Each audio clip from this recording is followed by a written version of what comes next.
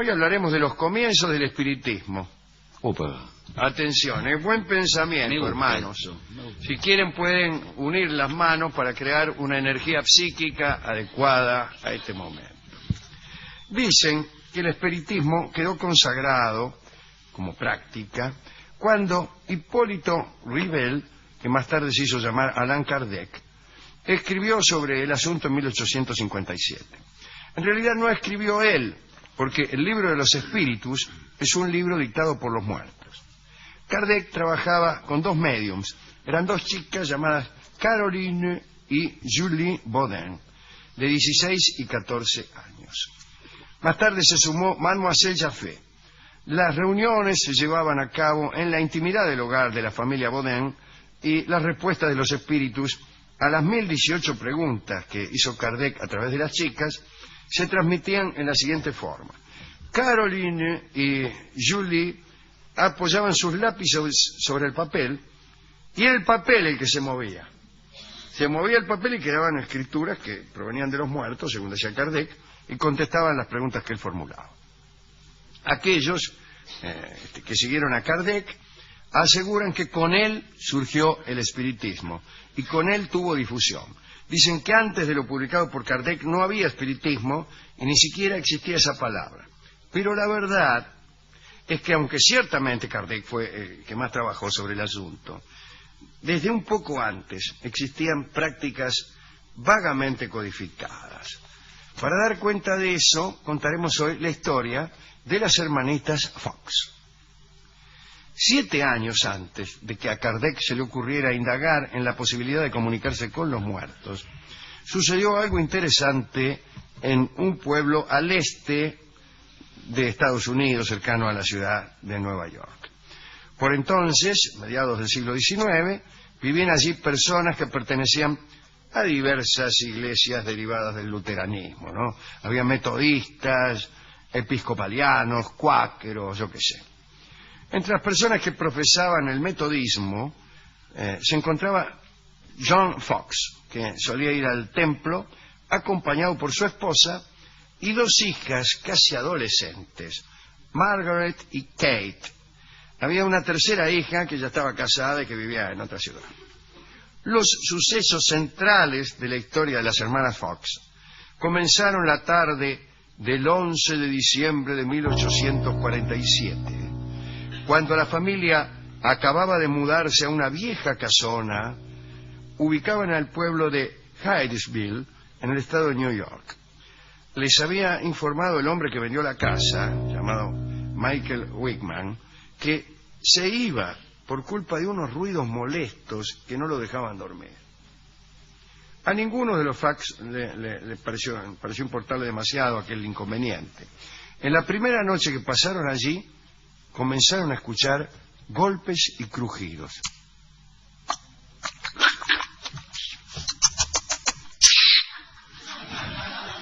Pero nadie se asustó. Días más tarde, Kate y Margaret descubrieron algo que esta vez sí las aterrorizó. Cuando chasqueaban los dedos, alguien las imitaba. ¿Cuánta gente? Bueno. La señora Fox, la vieja, ¿no?, enterada del asunto, presenció la experiencia. Pidió al misterioso habitante de la casa que diera tantos golpes como años de edad tenían en total sus 2 hijas. Y hubo respuesta. La señora Fox quiso seguir adelante y preguntó al espíritu si era un hombre el que daba los golpes. No hubo respuesta. Entonces preguntó si era acaso un espíritu del más allá y sonó un golpe. Madre e hijas supieron que un solo golpe significaba una respuesta afirmativa, así como ninguno equivalía a una negativa. Algunos dicen que ese año de 1847, y con este suceso, nació el espiritismo. Los Fox se apresuraron a contar a sus vecinos lo sucedido, y no tardaron en presentarse en la casa algunos curiosos. Uno de ellos, Isaac Post, ideó un método sencillo para entenderse con los espíritus. Sugirió dar a cada letra un número preciso de golpes. un sistema un poco más práctico que el inicial. ¿De qué forma Isaac Post hizo docencia con los espíritus? No lo sabemos. La cuestión es que, según se dijo, los muertos respondieron desde entonces a la manera que ideó este hombre, que era parecida al que después sería el código de Samuel Morse, o antes.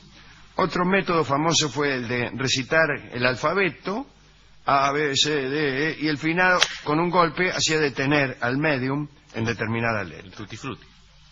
Como el tutti frutti. Sí, o ya más parecido al juego de la copa en un punto. No. Discúlpeme. Merced al conducto de las dos hermanas, y solo a través de ellas, podía entablarse cualquier conversación. Pudo saberse así quién había sido en vida el difunto que se manifestaba en aquella casa. Dijo llamarse Charles Haynes y que había muerto asesinado allí.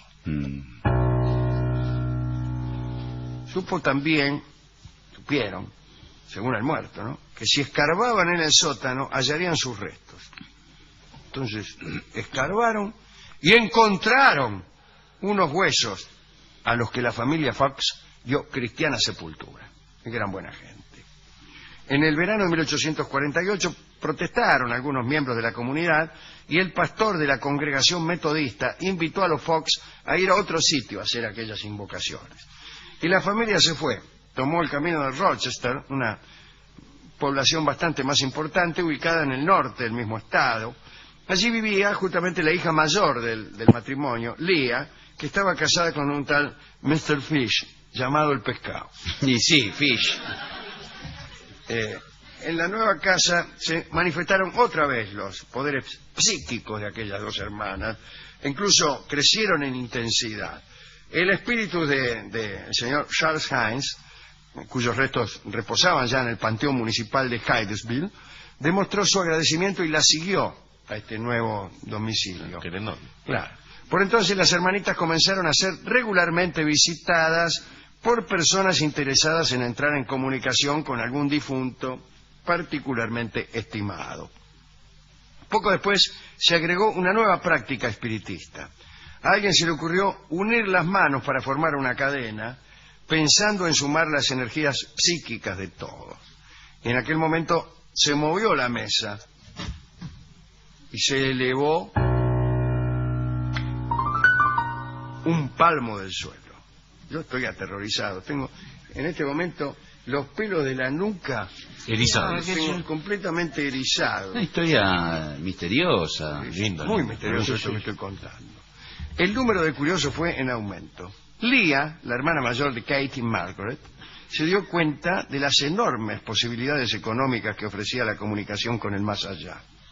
Y abrió una sede espiritista, la primera, en la que se comenzó a pagar por encuentros en los que por toda respuesta se escuchaban unos chasquidos. Se hicieron muy famosos en Rochester y terminaron los Fox por mudarse a la ciudad de New York. Y el éxito fue tan grande que en 1850 los adeptos del espiritismo se contaban por miles. En 1852 celebraron el primer congreso en Cleveland. Para esta fecha la ciencia oficial reaccionó. Un tal Dr. Flint de la Universidad de New York siguió de cerca a las hermanitas Fox y declaró que los golpecitos que se escuchaban en las sesiones y que no se sabía de dónde provenían eran contracciones rápidas de las rótulas que ellas sabían mover con envidiable pericia. Y para demostrarlo, Flint tuvo la ayuda de un contorsionista llamado Cumberland. Ante la Academia de Ciencias ofreció a la concurrencia una serie de ruidos espiritistas hechos a base de contracciones de músculos y huesos. Fue Cumberland y decía, a ver, haga ruido. Cumberland, ¡prah! Hacía ruido con la rótula, hacía un ruidaje como de pezuña. Bueno, sin embargo, los muchos ataques a las Fox no eran suficientes para desalentar a sus miles de fieles. Habían surgido fieles en todo el mundo y ya por esos tiempos en Francia, Kardec convocaba también a millares de vivos y de muertos. El espiritismo recibió un fuerte golpe, sin embargo, el 21 de octubre de 1888, cuando Margaret y Kate Fox confesaron por escrito que habían engañado a todos Uy, qué mal. gracias al virtuosismo de los dedos de sus pies. ¿Hacían los chasquidos con hacían los ruido pies? con los dedos de las patas. Confirmaron sus declaraciones con demostraciones en público y acusaron a la hermana mayor, Lía. Ya me había caído mal de entrada. Sí. La mujer del pescado. Por haber influido en ellas y por haberlas explotado. Ah, mirá vos. Kate precisó que todo había comenzado por una estúpida diversión que consistía en asustar a sus padres.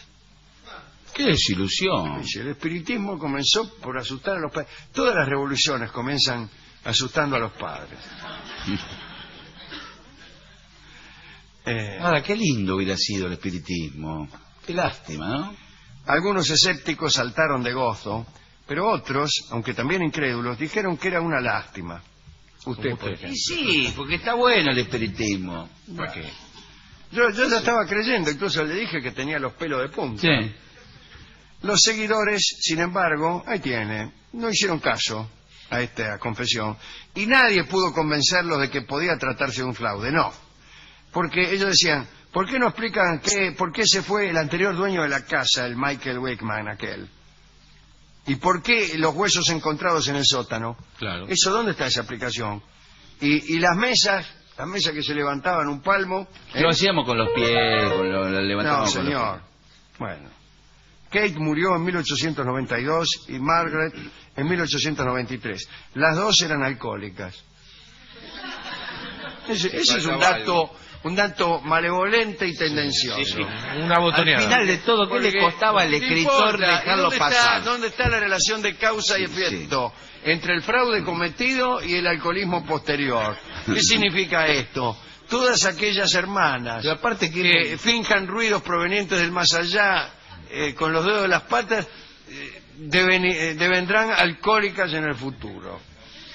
No, para mí es un detalle al final, en la última frase que... Una botoneada. Sí. Innecesaria. Señor, si yo soy alcohólico o no soy alcohólico son cosas mías. Van escribiendo. Así que algún día les voy a contar mis propias experiencias. ¿Ha tenido? He tenido, en el mundo del espiritismo. Esto es bárbaro. Sí. ¿Reales? Sí, ¿Con pruebas concretas? Reales, yo fui. A lo que pasó ahí después se lo cuento, no se lo voy a contar. Hay 5 minutos nada más. No tenemos tiempo, ahora no tenemos tiempo. hoy. No se lo voy a contar ahora ni quizá nunca. ¡Epa! Pero, como dijo Basile, son cosas que solamente conozco yo y mi almohada. Cerca de mi casa hay un reducto ¿Y espiritista. por qué no vamos? Me da miedo. ¿Miedo de qué? ¿Qué puede pasar? Cuando paso por la puerta veo como adentro hay como un tubo fluorescente. Es un cabaret. Es un tubo fluorescente. Es una luz blanca, fría, tubo fluorescente. Diría. Y Pero me parece que se dan cuenta si uno no cree y va a cargar. Sí, se da Porque hay gente que va a hacer lío, ¿viste? Sí. Hacer ruidos y con la boca y No, pero hacer cuidado. trompetilla. Y se oyen el espíritu, hacen otro ruido mucho peor, ¿no? hay que ver si uno sale bien de ahí, Sí, claro. jorobando Mirá con todos los espíritus. Mirá si te aparece un tipo y dice, vos Vos no te vas ahora. ¿Vos estuviste jorobando? sentís una mano helada Oh, y te empieza a tantear. una mano que sale de una tumba. Mm. Bueno, pero no hay tumbas, No hay ¿no? En los tumbas. lugares. Capaz que sí. Bueno, señores, hemos ido al... Esta historia es espectacular. Sí. El discotecario Historia de tiene las que- hermanas Fox. Pero mañana voy a seguir con Allan Kardec. Mañana vamos a hablar, lo prometo, de Allan Kardec. Hemos ido a la discoteca. El tipo se asustó, el discotecario Y sí. y rajó. ¿Lo dejó solo ahí? Porque él cuando le empiezan a hablar de fantasmas, de aparecido, Algo de misterio. él enseguida sale corriendo. Dice, no me cuente que me sueño a la noche. Salió corriendo y entonces me dejó la discoteca y conseguí un disco mío. Que es un disco que se llama El espectro de Reinaldo Morel, que es un breve estilo que alguna vez escuchamos aquí porque me gusta mucho escucharlo. No porque cante yo, sino porque ahí está Rolón, ahí está como guitarrista, ¿no? Ahí está Salmone y ahí está Soria.